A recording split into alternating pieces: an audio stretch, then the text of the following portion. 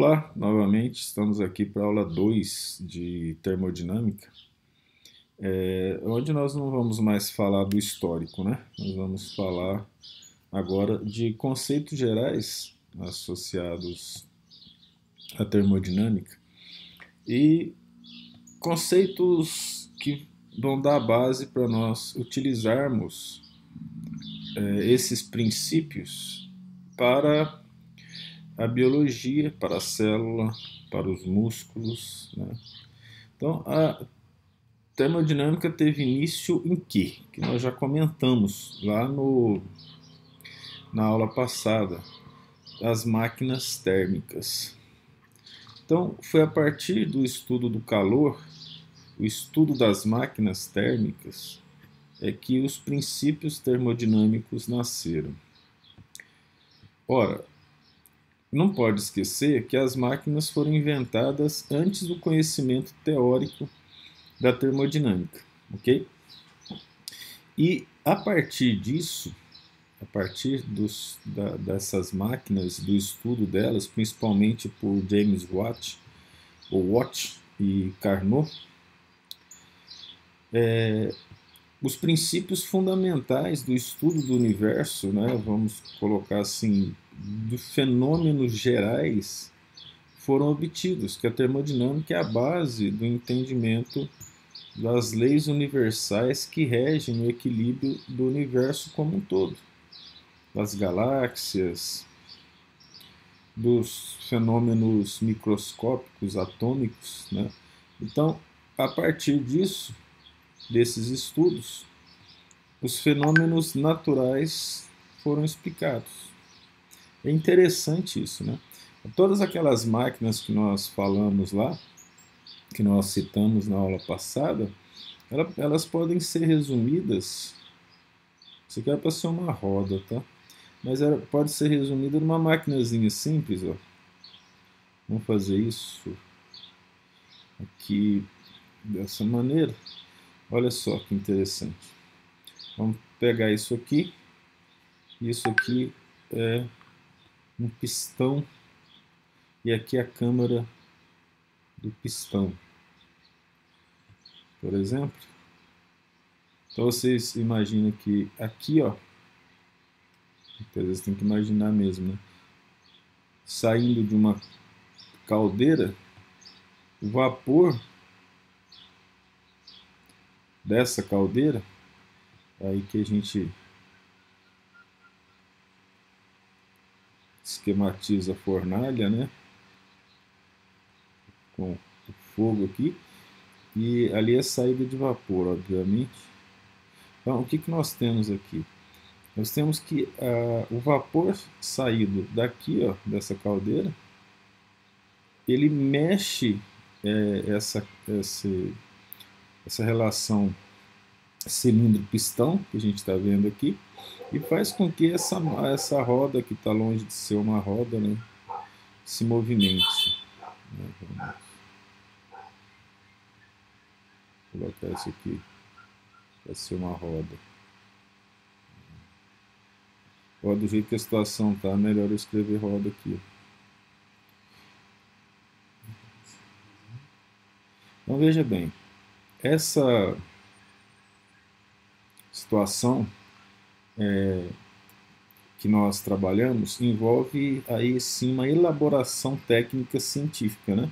Nessa elaboração, nós iniciamos o estudo da termodinâmica definindo o que nós chamamos de sistema, que é aquilo que nós queremos trabalhar, e o entorno do sistema ou vizinhança de um sistema.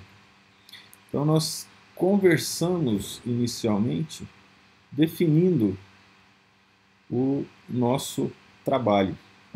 Então, o que é um sistema? Quando nós vamos trabalhar, é aquilo que nos interessa. É uma porção do espaço que nos interessa. Então, nós separamos do universo essa porção, né? Vamos colocar aqui a porção do universo, porção do ambiente, que nós vamos trabalhar. Então, se eu estou num laboratório e estou fazendo um estudo num tubo de ensaio, o meu sistema é o conjunto daqueles tubos de ensaio e a vizinhança é o resto do laboratório, principalmente se tiver um local fechado, né, em que o ambiente de fora não interfira no laboratório, né? E o entorno, o que nós podemos chamar, é aquilo que envolve o sistema, por isso que é entorno. E dependendo do entorno, nós podemos ter um sistema mais ou menos definido para os nossos trabalhos, né? Por exemplo, tem local que não interessa, que não é interessante fazer um determinado experimento ou determinado estudo. Então nós podemos definir o entorno e podemos definir a porção do universo que nós estamos trabalhando. Por isso então que nós definimos o sistema e o entorno. No item 2, nós vamos definir a energia e o tipo, né, de energia associada ao sistema e ao entorno. Então nós temos a energia de dois tipos até que define hoje os tipos de termodinâmica, macroscópica ou microscópica. A energia interna está associada à estrutura molecular ou atômica de um sistema, e a energia externa, que está associada ao ambiente, ao campo gravitacional, por exemplo, de um sistema. Nós vamos ver isso. Isso aqui está baseado no livro do Renane, de Biofísica Básica. Então é a partir dali que nós pegamos as informações para seguir, né, de maneira didática o nosso trabalho aqui. Então, no que ele fala dessa energia interna e externa, ele faz um desenho para mostrar isso. Na verdade, é um gráfico bem interessante. Interessante por causa da questão didática dele, né? Ele coloca uma bomba e a uma determinada altura aqui no gráfico.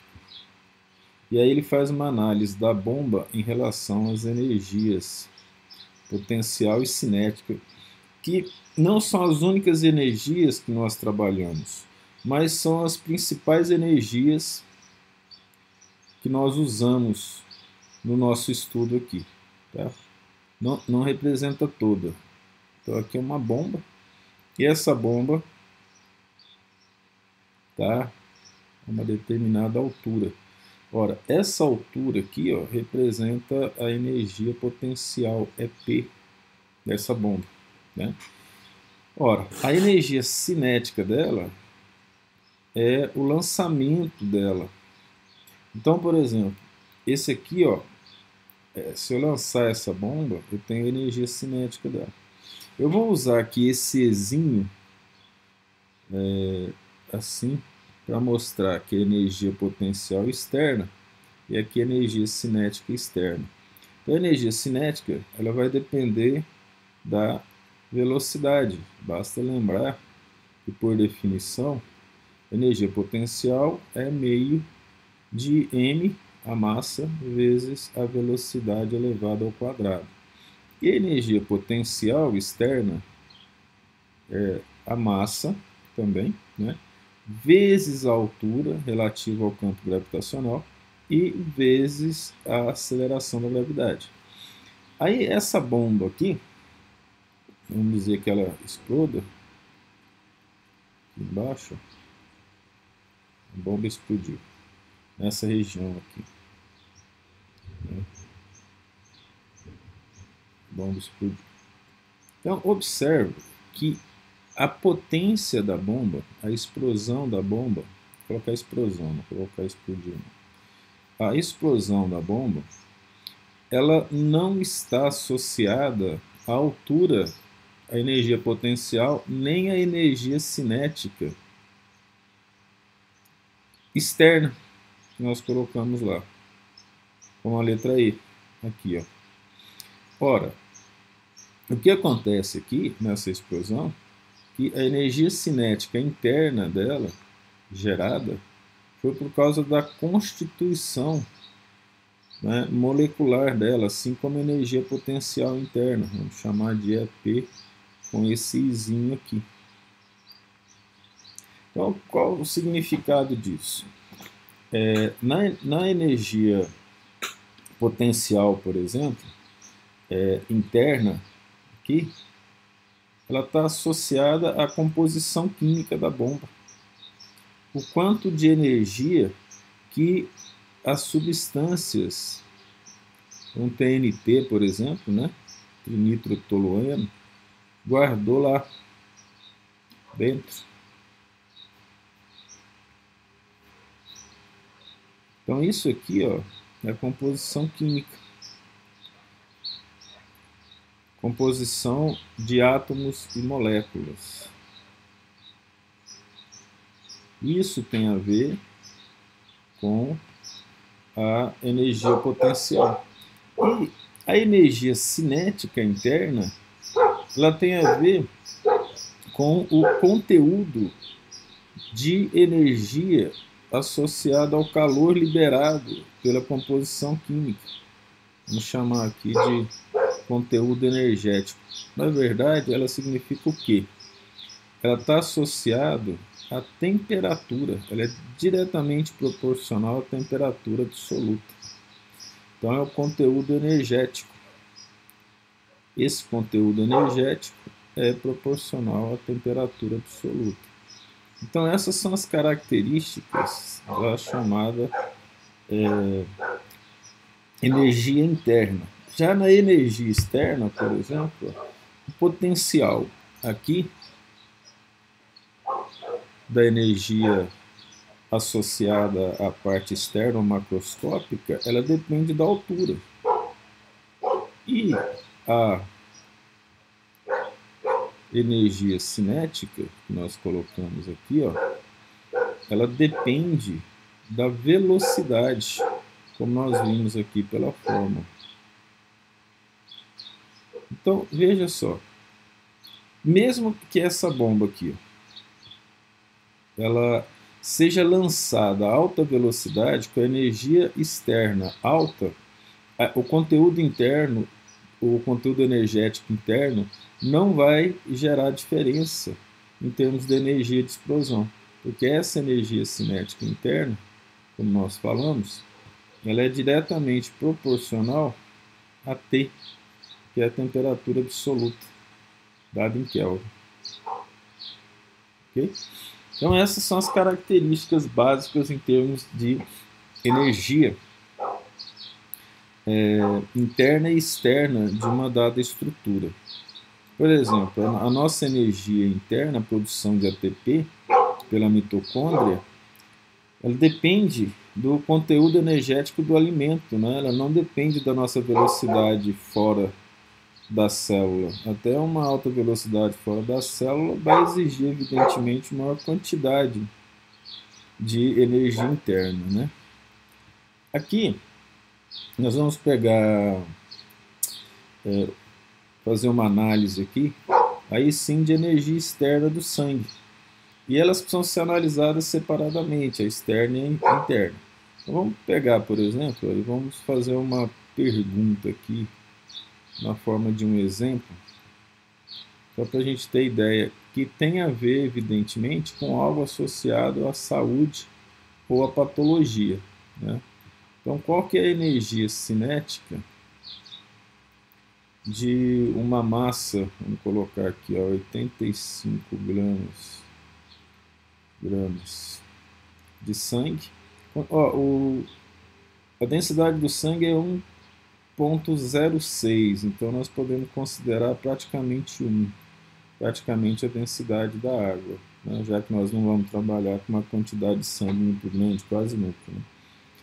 Então, a energia cinética de 85 gramas de sangue com uma velocidade aqui de 0,26 metros por segundo.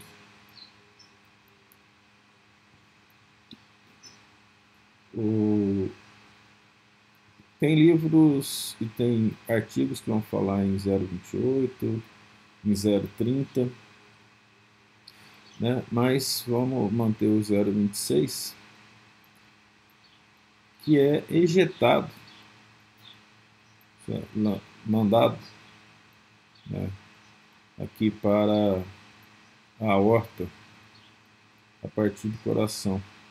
Então, que ele é ejetado, no momento que eu falo aorta, você já deve pensar em ventrículo esquerdo, né? Ele é ejetado do ventrículo esquerdo. Isso é mais ou menos a quantidade realmente que sai uma pessoa de 1,70 m, 70 quilos, a quantidade que sai do coração. Na literatura alguns falam em 100 gramas, outros falam até em 75 gramas. Isso vai depender da pessoa, né? Do tamanho do indivíduo, e muitas vezes nem tanto o tamanho. Se o indivíduo for grande, mas ele nunca foi de fazer exercício, o coração dele tende a ser pequeno, né? Então, qual é essa energia cinética? A coisa aqui é bem simples, porque é só aplicar na solução aqui, ó, é só aplicar a fórmula da energia cinética, para a gente saber a energia associada a isso. E esse exemplo aqui, ele também vai servir de base para outros exemplos que nós faremos à frente, né? Então, a solução do exemplo é aplicar a fórmula EC, energia cinética, no caso é externa, mas a gente não vai precisar usar agora, vai ser 1/2 de mv². O que nós não podemos esquecer é que a massa tem que ser dada em quilos pelo Sistema Internacional de Unidade. Então, nós vamos dividir 0,85 por 1000, né? Para quilos vai dar 0,085 quilos, para que a resposta seja dada em joule, vezes 0,26. Faça em casa, você acostumando a usar a calculadora. Isso tudo aqui, ó, dividido por 2. Né?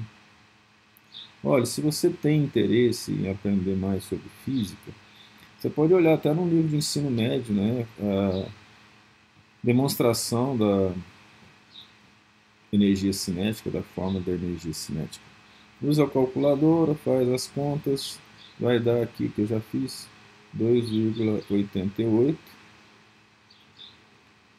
Esse pontinho de vezes ele tem que ser em cima, tá? Embaixo é um erro que até muita gente da área de exatas comete, mas aí é o ponto final. Ele tem que ser no meio aqui, no meio da altura da linha, né? Vezes 10 é menos 3 joules. É uma energia pequena, só que você tem que ver que isso é cada vez que o coração emite 85 gramas. Ele vai fazer isso de 60 a 100 vezes por minuto, né? Vamos colocar aqui uma observação. O batimento normal, o coração bate de 60 dentro do normal, né, a 100 vezes por minuto. Então, se for fazer isso por minuto, a gente faz isso depois, né? Nós temos que ter isso em mente, que isso é fundamental. Ter essa ideia, né, de que aquilo foi uma pequena quantidade de energia apenas. Agora nós vamos falar das propriedades que, de certa forma, também já teoricamente tinha que ter sido estudado no ensino médio, que são as propriedades intensivas e extensivas da matéria, que tem a ver com a termodinâmica. Aquelas que dependem e que não dependem da massa.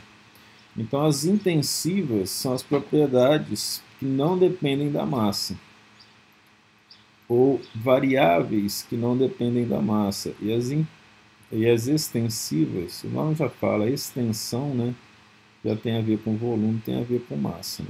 Então, as propriedades extensivas e extensivas, para que a gente tenha uma ideia do que a gente está trabalhando.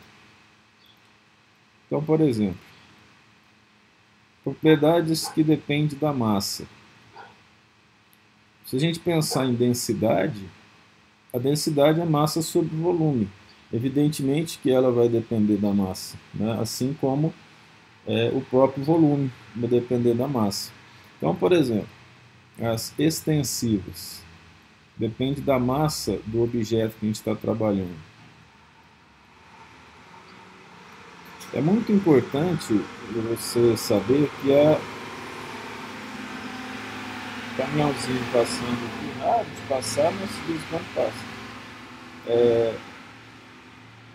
O, essas propriedades, por exemplo, que nós estamos trabalhando, se referem à termodinâmica macroscópica, não à termodinâmica estatística, que é bem complicada de trabalhar em termos matemáticos, que foi desenvolvida, entre outros, por Boltzmann e por Maxwell, né? E a gente não vai usar aqui. Então, aqueles valores que nós falamos de energia interna, a gente não vai usar, não vai trabalhar aqui, tá? Então, as propriedades extensivas, essas que dependem da massa. Olha, o volume depende da massa, porque quanto maior o volume, maior a massa, né? E reciprocamente, considerando o mesmo corpo. Mol é uma das propriedades associadas à massa, porque ela é massa do, do elemento ou da molécula dividido pela massa molar, por exemplo. Como nós falamos, a densidade é a relação massa sobre volume. Então, a densidade depende da massa, né? É um valor que depende da massa. E, ora, se a quantidade de átomos determina a quantidade de energia, então a quantidade de energia de um sistema é dependente da massa, por exemplo.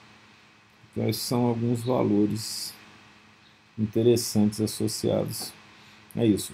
Por exemplo, essa quantidade de energia, vamos pegar um exemplo aqui, nesse espaço mesmo, Q é dado como quantidade de calor de um corpo. Ele é dado pela massa, vezes calor específico, vezes a variação de temperatura.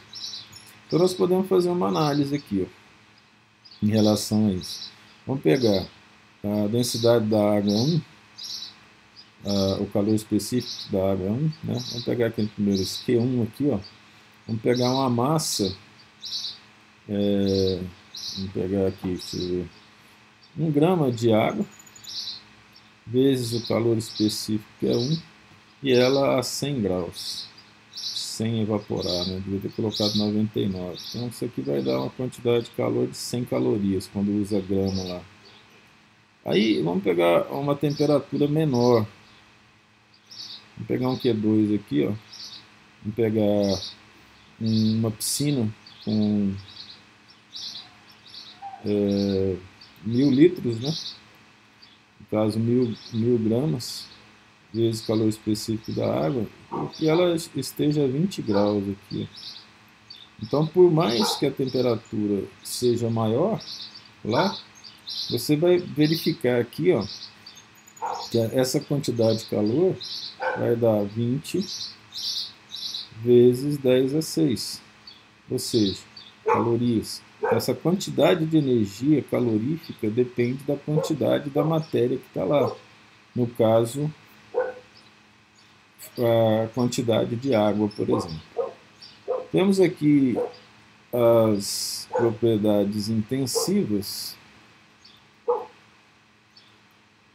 E as propriedades intensivas, obviamente, né, como uma análise binária aqui, ó, não depende da massa. A voltagem, por exemplo, é uma dessas. Tá? Então, para quem não está acostumado, essa prancheta para escrever, eu tenho que olhar para a tela para escrever, não estou acostumado não. E aí acaba que a letra não sai do jeito que a gente quer, né? Pelo menos até eu acostumar com isso. E aí a escrita também é mais lenta, então não depende da massa. Se olhar para a tela, não dá para escrever. Se olhar para a pranchetinha aqui, aí não sai mesmo. Então vamos falar delas aqui. Por exemplo, nós podemos colocar aqui, ó, pressão de um gás, ele não depende da massa. É uma característica da energia cinética das moléculas dele sobre uma determinada área, né? Por exemplo, nós podemos pegar aqui a própria temperatura, né? Não depende da massa em si. Nós podemos pegar a voltagem. Tá bom por enquanto. Só esses daqui, ó. Tem mais. Podemos colocar aqui, por exemplo, viscosidade não depende da massa. É que nós podemos pegar, por exemplo, ó, uma pilha grande, aquelas pilhas maiores, e uma pilha AA, por exemplo, fininha. Escrever aqui pilhas, né? Então, o que nós temos aqui? Se você for olhar quando for comprar, ó, ambas as pilhas aqui, elas... fiz tudo errado aqui, né? Foi escrito, peraí. Lá consertado. Mas se for comprar lá, você vai olhar e vai pegar a voltagem dela e vai ver que ambas têm uma voltagem igual a 1,5. No entanto, a pilha maior, ela vai durar mais, mantendo a constância da utilização de energia, né? Não, claro que depende do aparelho. Então a voltagem ela é constante, independe da massa. Tanto a pilha maior, que vai ter 1,5, quanto a pilha menor. No entanto, a quantidade de carga elétrica, não. A maior tem mais carga elétrica do que a menor. Okay? Agora, vamos entrar no conceito de termodinâmica mesmo, a definição do que é termodinâmica, que até então a gente não viu. Nós temos falado da termodinâmica, mas nós não definimos a termodinâmica, né?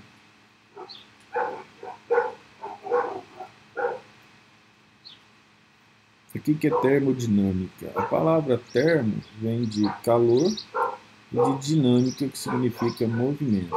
É a própria definição de calor dada por Carnot, né? Que é a energia em trânsito, a energia em movimento. Então, termodinâmica significa calor. Calor por si só já é movimento, né? Mas é o calor e dinâmica, movimento.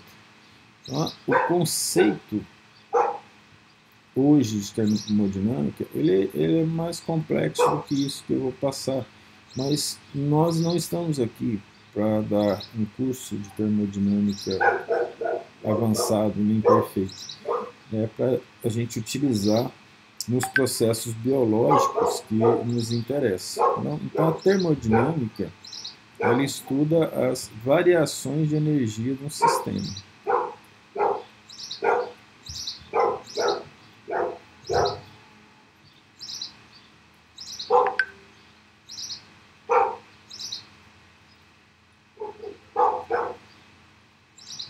E essas variações é que são importantes. Porque um sistema estável, que não tem variação, a gente não consegue medir a energia dele. O que nós sabemos é o seguinte, nós sabemos a quantidade de energia que um corpo humano tem, ou um corpo animal? Não. Nós não sabemos. Nós podemos medir em relação ao referencial. Então, variação de energia é fundamental, porque energia completa, inteira, é impossível, porque nós teríamos que saber a energia completa do universo. E nós não temos nem condições de saber isso, né? Ou de um corpo inteiro. Então nós estudamos a variação de energia de um sistema. o que nós consideramos sistema, e aí nós fazemos essa relação. Então, por exemplo, quando nós fomos verificar a energia cinética ali de 85 gramas de sangue, a ideia foi separar essa quantidade de sangue do resto, senão a gente não consegue ter uma medida correta, porque a energia cinética vai variar, a velocidade do sangue vai variar no sistema circulatório. E aí, a partir daí, é que nós vamos ter noções gerais de sistemas pequenos, em que nós juntamos para poder entender as coisas de uma maneira mais geral. Né? Então, agora, dentro da termodinâmica, a termodinâmica tem 4 leis. Nós aprendemos, em geral, que são 3. Nós vamos deixar esse conceito, não vamos entrar em detalhes. E das 3, 2 nos interessam. Porque a terceira lei, por exemplo, não nos interessa nem de perto, porque ela está associada à energia de substâncias a 0 Kelvin, a menos 273,15 graus Celsius. Isso não tem a ver com vida, pelo menos até o momento que nós conhecemos. Né? Então nós vamos estudar aqui a primeira lei da termodinâmica. E aí sim, a partir delas, das duas, é que nós vamos poder fazer uma análise mais detida, mais particular dos fenômenos biológicos, inclusive das reações biológicas.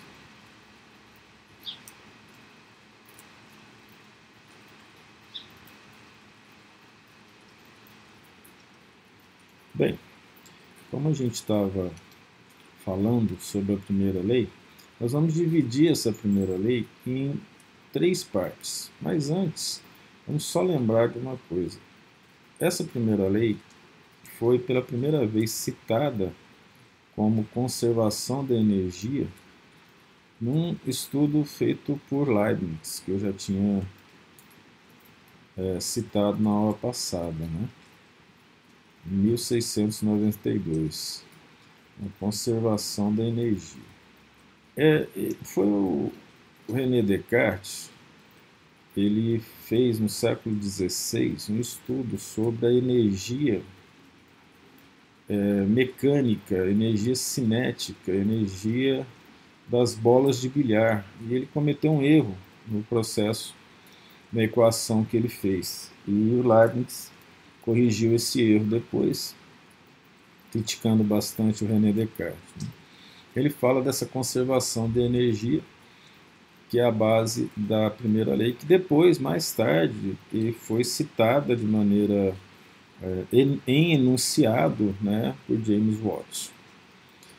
O que ela diz? Ela diz algo famoso.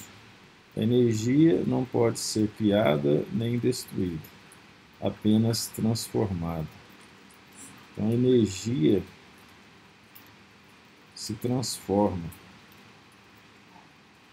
Teoricamente, a energia do universo ela tem uma quantidade fixa e ela vai sendo transformada em outros tipos de energia. Pelo menos é o que a gente sabe até agora. Quando eu falo universo, é o universo mesmo. Não é o universo que a gente está considerando, não. É todo o universo. E isso serve para as porções do universo. Né? Sobre essa ideia da energia se transformar, nós podemos pegar, por exemplo, vamos pegar aqui uma cachoeira, né? Uma cachoeira. Teoricamente, vai passar uma aguinha descendo aqui. E aqui vamos pegar fazer uma roda. Pode ser até uma roda d'água, né? Quem já morou na roça já ouviu falar disso. Às vezes a gente usa a roda d'água lá para levar a água para cima, né? De um riacho, por exemplo. Onde eu morei na roça tinha roda d'água. Depois tinha carneiro também que usava uma roda d'água. Então, a partir daqui, ó, a água gira essa roda, isso aqui é o inventor que deu condições para que esse processo acontecesse foi Faraday, né? Descobriu a bobina. Então, isso aqui mexe, por exemplo, com motor, e esse motor tem uma bobina lá dentro. Então, ele é capaz de transformar esse movimento, né, aqui dessa roda pela água, ou seja, a energia cinética da água, de maneira que gere eletricidade. Vamos pegar aqui um exemplo, aqui só como exemplo simples, ó.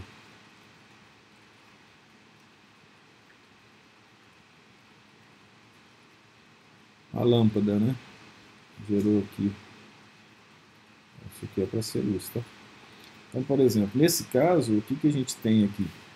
A transformação da energia cinética, na verdade foi a energia potencial, né, aqui da queda d'água, gerou uma energia cinética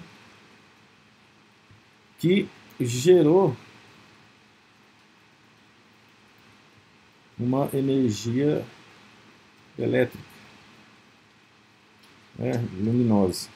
Então, o que aconteceu aqui foi o seguinte: um conteúdo de energia, vamos chamar de Qzinho, que seja, ele agiu sobre um sistema que tem uma energia interna, vamos chamar de energia interna 1, por exemplo, e aí ele gerou, que é essa máquina, gerou trabalho. Aqui, ó.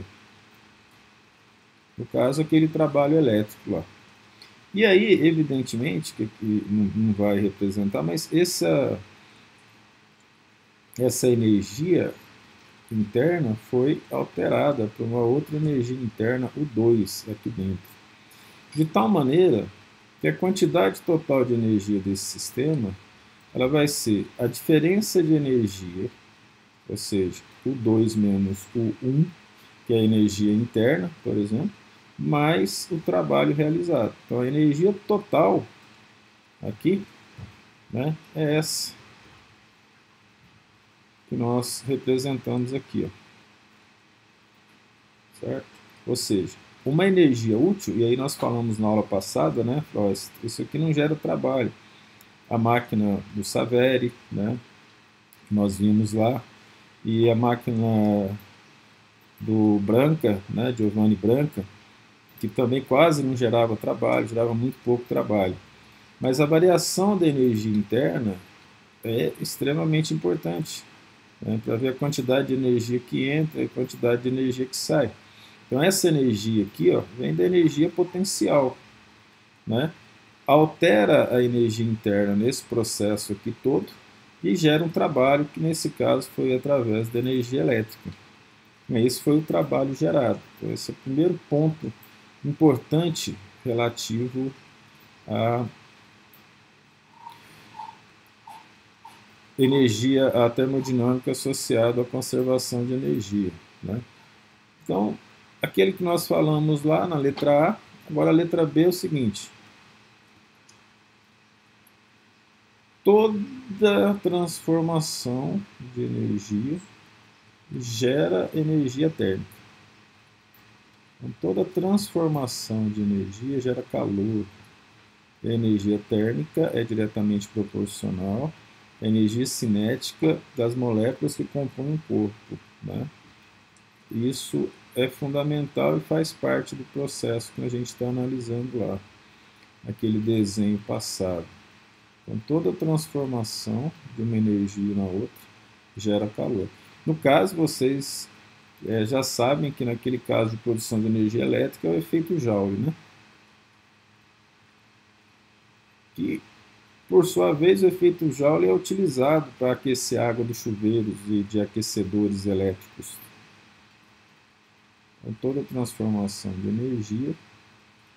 gera energia térmica, ou seja, libera energia térmica, libera calor. Vamos colocar então calor aqui como sinônimo de energia térmica, tá? Isso é fundamental. E essa situação é tão interessante que, se dependendo da transformação da energia, né, é que qualquer energia pode ser completamente transformada em energia térmica. Qualquer tipo de energia. Nós sabemos disso até quando a gente faz exercício físico, né? Qualquer energia pode virar completamente uma energia térmica ou calor.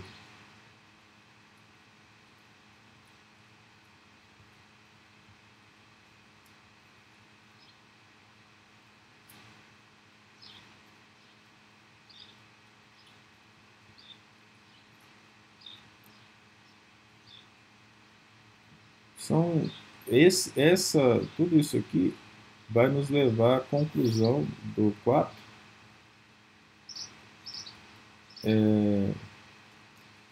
ou letra D, né? Que é a energia do universo, ela é constante, não se altera pela lei da termodinâmica, né?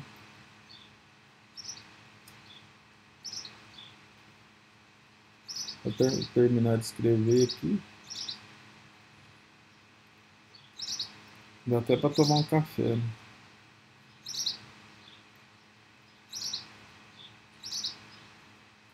E aqui D, que é o último item da primeira lei que a gente vai conversar, é a energia do universo é constante. Então veja que essas conclusões, elas nasceram dos estudos das máquinas a vapor, como a gente havia falado lá no começo. Nós chegamos à conclusão sobre a energia do universo estudando máquina térmica, a utilização do vapor como fonte de energia útil para realizar trabalho com o objetivo de levar água para o sustento humano, né? Necessidade gerou a ciência, e de fato a necessidade gera ciência, né? Necessidade de conforto, necessidade de dinheiro, a tecnologia e a ciência acabam, primeiro a ciência, depois a tecnologia, dando essas informações gerais que, na busca de solução ou de soluções, a ciência acaba crescendo. Então, nesse momento da Terra em que a preocupação com a sustentabilidade é muito grande, as ciências ambientais têm crescido bastante. As revistas mais lidas do mundo são revistas associadas ao tratamento do câncer, à saúde, as de parasitologia e principalmente para os países tropicais, e as de doenças transmissíveis, como o caso da Covid, né? Faz sentido. Aqui nós vamos então falar da segunda lei da termodinâmica.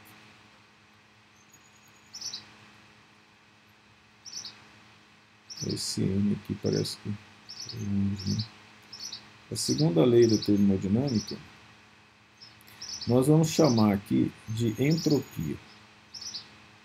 E normalmente a gente aprende que entropia está associada ao caos. Não é muito errado, não, apesar de ser parcial o conceito, né? O que essa lei fala? Ela fala sobre transferência de energia. Então, enquanto a de cima fala sobre a conservação da energia, essa aqui fala sobre especificamente como que ela é transferida. E por isso que a entropia entra nesse raciocínio. A entropia, ela determina o grau de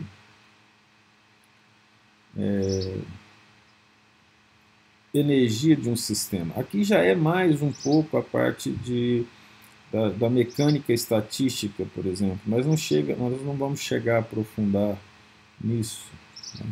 Mas quando a gente fala de entropia, a gente está falando da quantidade de energia que tem um determinado sistema e a maneira como ele se relaciona com a vizinhança por essa energia, buscando um processo de equilíbrio, né?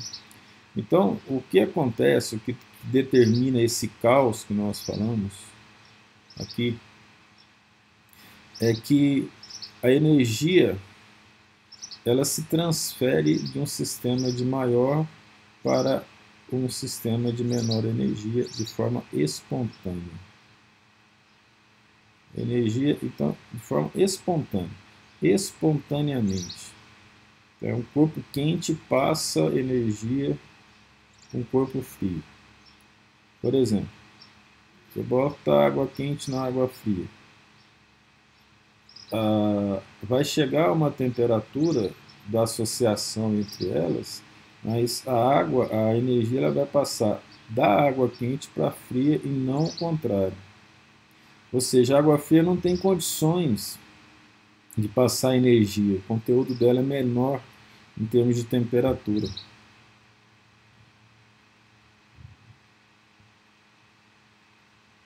Mas a água quente vai passar através da movimentação de suas moléculas a temperatura maior, fazendo com que a temperatura da água fria aumente para até chegar num determinado equilíbrio, né? Então ela flui de níveis mais altos.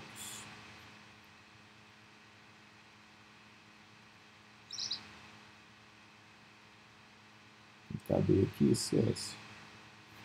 De níveis mais altos para mais baixos. O contrário requer energia. Se ela flui espontaneamente, isso significa que é espontâneo, ou seja, vai acontecer no universo à nossa volta.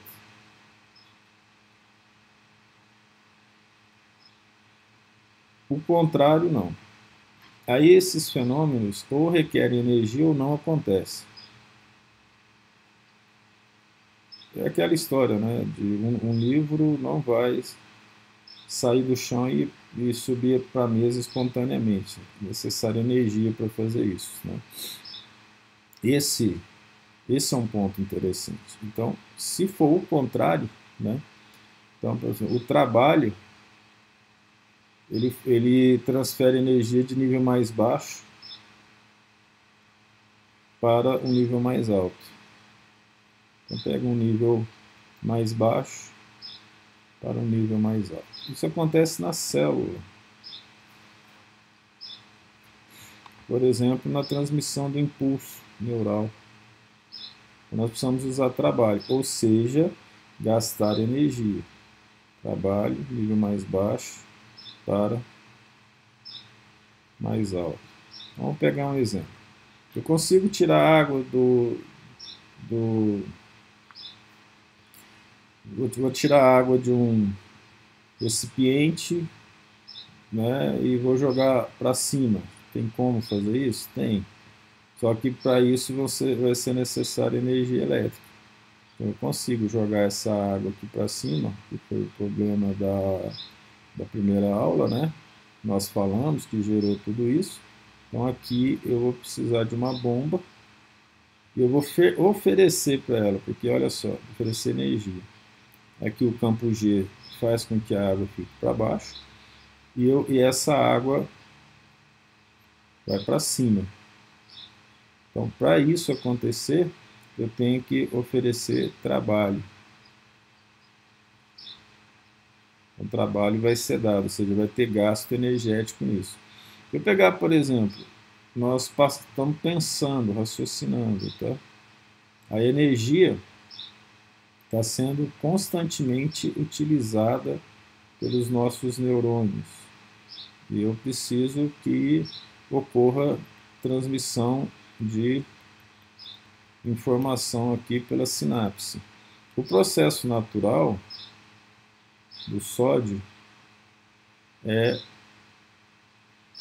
ficar aqui fora da célula, depois que o, que o transporte de informação passa, ele, para entrar dentro da célula, é preciso trabalho, é preciso energia. Isso na forma de ATP. Que não é bem assim que se diz, mas o ATP permite um acoplamento que faz com que o sódio entre na célula, né? Então ele sai, então ele tem um ciclo de saída e um ciclo de entrada. Nesse ciclo de entrada, ATP aqui, ó, é que nós chamamos de transporte ativo. Por que ele chama transporte ativo? Porque é necessário usar a energia que vem da glicose ou do alimento para que o processo aconteça constantemente. Então, é preciso um grau de energia para isso. Então, muitas vezes a pessoa, muitas vezes não, né? A pessoa que tem deficiência alimentar, principalmente as crianças, elas tendem a ter problemas de desenvolvimento neuronal, porque o neurônio ele se desenvolve na criança quanto mais ativo ele for. Então, quanto menos ele trabalhar, menos ele vai se desenvolver. Muitos neurônios vão morrer nessa situação de inanição ou de problemas alimentares, né? Aqui, vamos pegar aqui o item C, ó. Toda vez que um sistema realiza trabalho, vai gerar uma diminuição da energia desse sistema. Então, toda vez que usa ATP, nós vamos ter menos energia. O ATP usado no músculo, por exemplo, para exercícios físicos, né, ele vai diminuir a energia do sistema e a gente repõe através do alimento. É assim que funciona. Se acabar a energia elétrica, a água não vai fluir de baixo para cima, uma caixa d'água, por exemplo, certo? E no universo inteiro, a entropia, que é essa energia associada à transferência para níveis mais baixos, ela tende ao máximo no universo. Isso significa o quê? O universo tende para níveis de menor energia. Nós vamos estudar a entropia mais à frente. Aqui vamos falar disso. Mas isso significa que se você não arrumar seu quarto, ninguém arrumar, vai ficar bagunçado. Funciona dessa maneira. A gente termina aqui a nossa segunda aula geral, né? Depois a gente vai falar agora especificamente de algumas energias, já aplicando aos sistemas biológicos.